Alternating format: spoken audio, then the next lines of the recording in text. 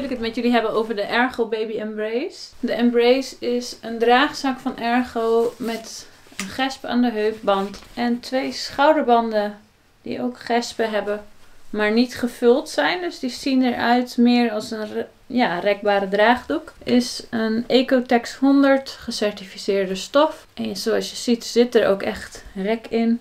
Dus het is gewoon een soort jersey. Deze draagzak past ongeveer vanaf 50 centimeter, 50,8 geloof ik dat ze zeggen. Want ze werken natuurlijk eigenlijk met inches. Vanaf zo'n 3,2 kilo tot 11 kilo ongeveer. Dat betekent niet dat je kind met 11 kilo er ook nog echt in past. Dat hangt van de lengte van de beentjes van je kind af. En hoeveel ondersteuning ze daadwerkelijk bij dat gewicht nog hebben. Zeker voor het eerste jaar een hele fijne draagzak die echt super zacht is. Niet te vergelijken met hun andere draagzakken, want de stof voelt gewoon heel anders. Je moet er wel even aan wennen als je een andere draagzak bent gewend, omdat je deze met de heupband een beetje anders draagt. Zoals je ziet zit het etiket hier aan deze kant, dus dat wil je naar jezelf toe hebben. En hier is het logo, dus dat wil je aan de buitenkant hebben. Dus hoe je hem eigenlijk aandoet, is dat je hem met dat etiket naar je lijf toe legt en als een soort schortje zo naar beneden laat hangen. Met het logo aan die kant, dus dat je hem straks omhoog doet. En dan zit het logo mooi hier aan de buitenkant. En dan ontstaat er ook meteen zo'n soort buideltje waar je kind dan heel mooi in zit. En dit is de standaard instelling voor grotere kinderen. Voor kleinere baby's moet je hem ook nog eerst een keer omslaan of 2 keer omslaan. En daardoor wordt dat rugpaneel korter en kan je hem ook iets smaller maken. Als je hem wil omslaan, hou je hem op dezelfde manier vast als dat je hem normaal aan zou doen. Dus met dit etiketje naar je toe. En dan sla je hem 2 keer om naar jezelf toe. En dan zie je dit etiket zit ongeveer op het punt wat dan je nieuwe heupband is. En als je hem dan omdoet,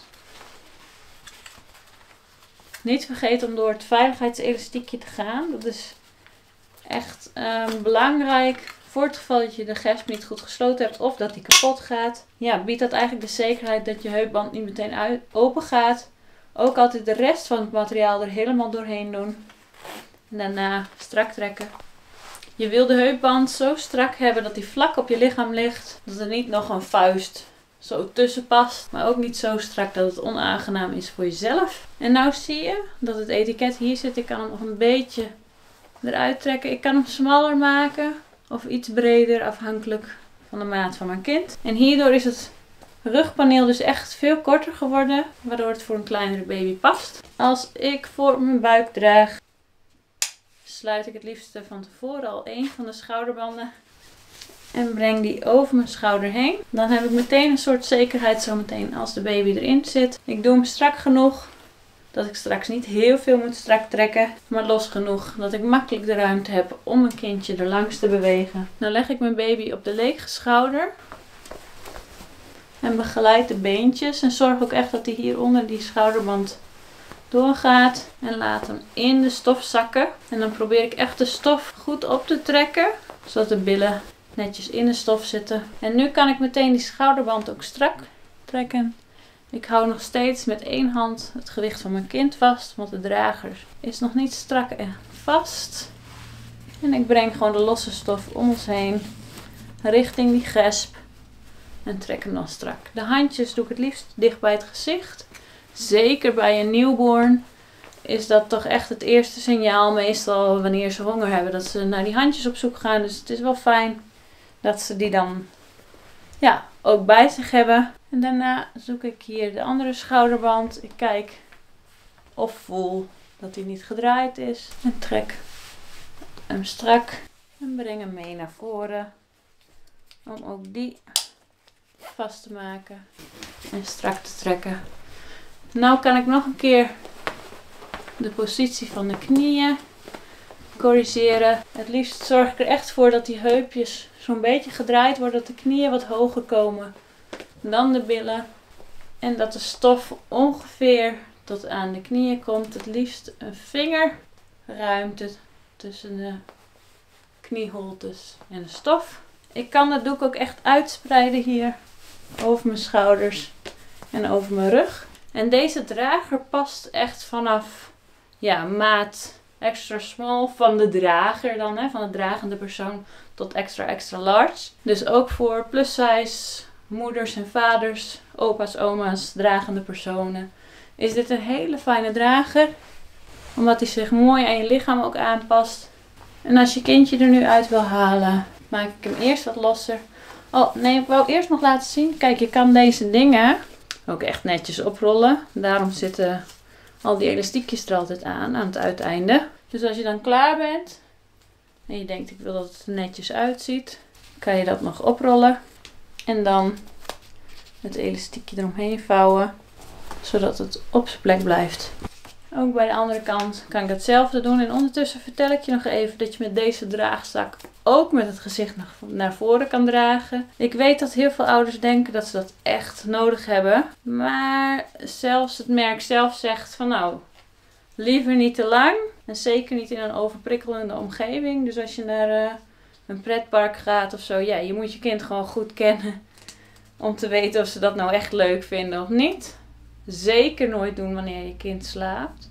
Dus zodra je kind slaapt, altijd je kind er weer uithalen en zorgen dat het met het gezicht naar jou toe gedragen wordt. Het is normaal dat rond een maand of 3, 4 je kind meer wil zien en ook zich van je weg begint te duwen.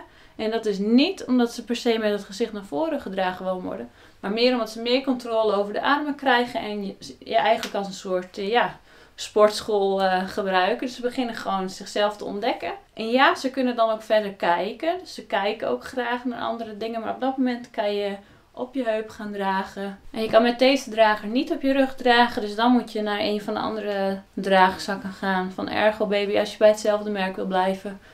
Of overwegen om toch een doek of een andere draagzak aan te schaffen waarmee je dat wel kan doen. Dus bij deze is echt bedacht voor alleen voor...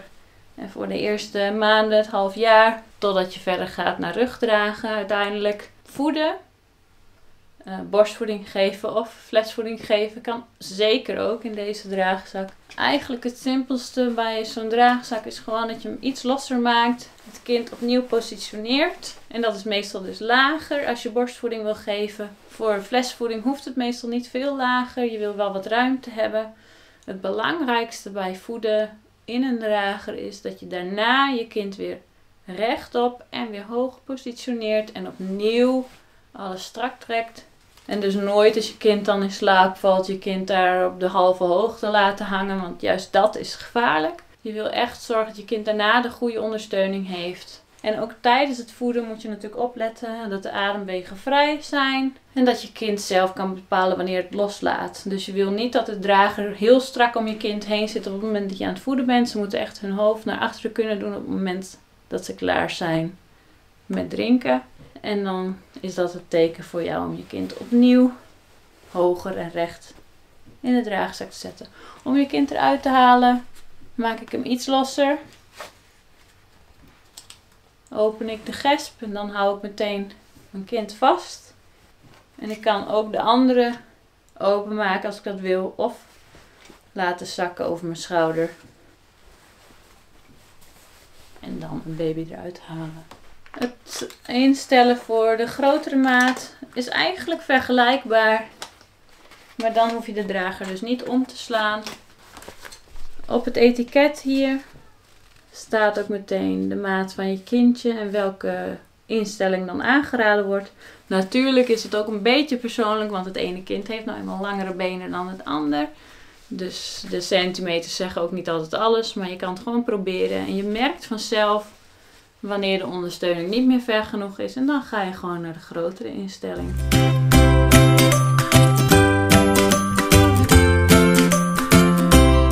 Als je nog vragen hebt, laat ze in de commentaren achter of stuur me een mailtje. Een berichtje op Instagram is ook altijd welkom en ik zal proberen hem te beantwoorden. Als je graag een consult wilt, als je al deze drager hebt of als je hem wilt proberen, kan je me ook een berichtje sturen. Er zijn veel andere draagconsulenten in Nederland waar je hem waarschijnlijk ook wel kan proberen of zelfs kan lenen voor een tijdje om te zien of het wat voor je is.